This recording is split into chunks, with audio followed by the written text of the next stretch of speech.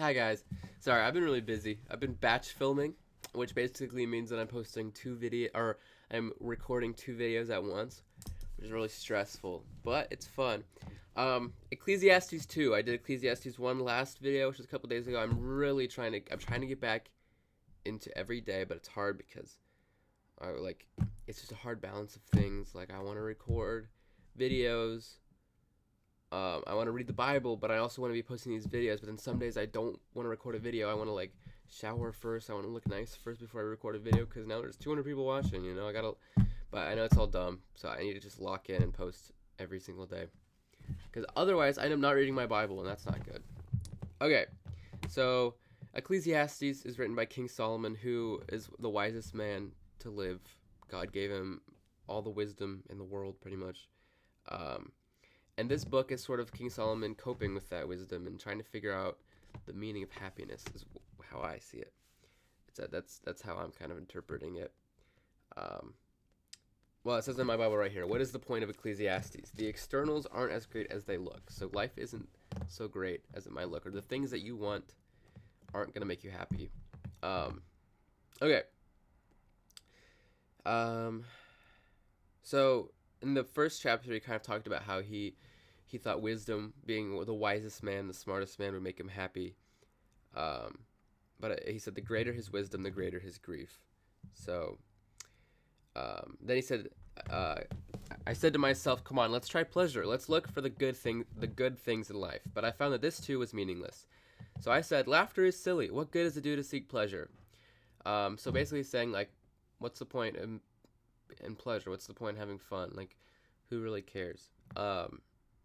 There's no true joy in that, and there's a difference between happiness and joy. I think joy, there's just a difference. I don't know exactly. I get scared to like say things because I'm worried that they're not true, but I know that happiness and joy are different. I think the way I see it kind of is, um, you can't find joy in the things of life.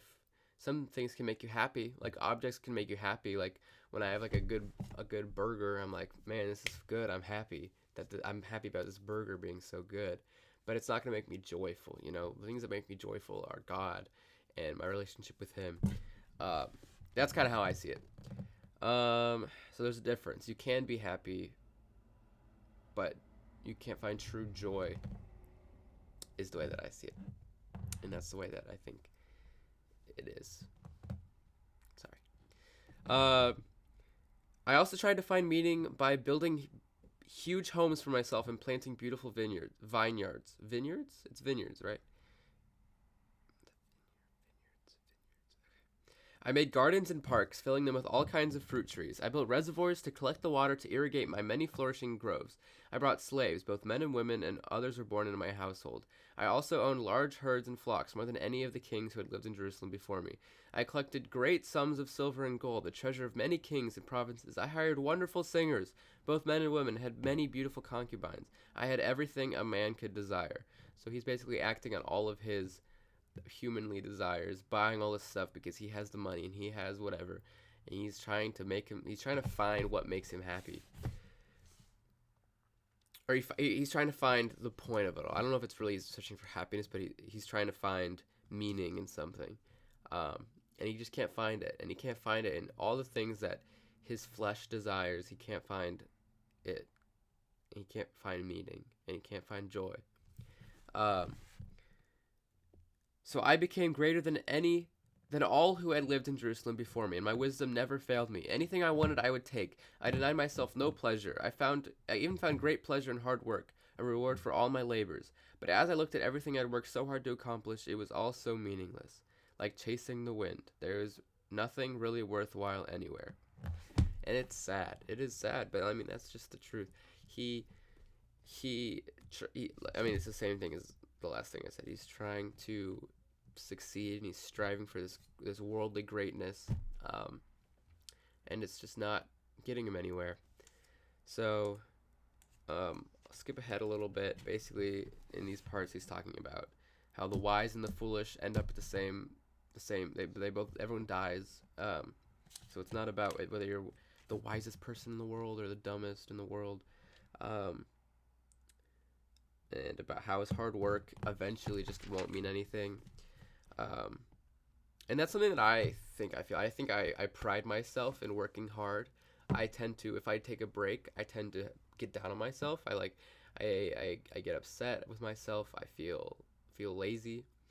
Um, and I tend to be prideful about the amount that I work, and which makes my life harder because I'm not willing to admit when I'm not working hard enough. Or that's not what I meant. I'm not willing to take breaks, and I'm not willing to outsource things to other people because I want that control over my work.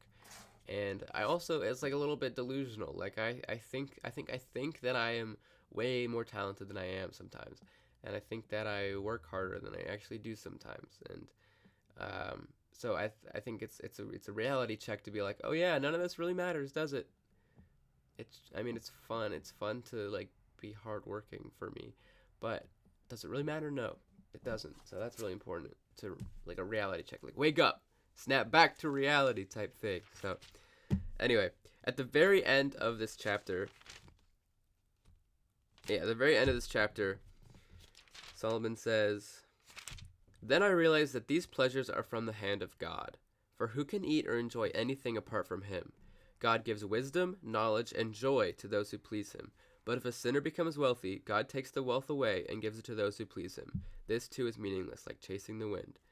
Um, so the biggest thing, he says, the pleasures are from the hand of God. Who can eat or enjoy anything apart from him?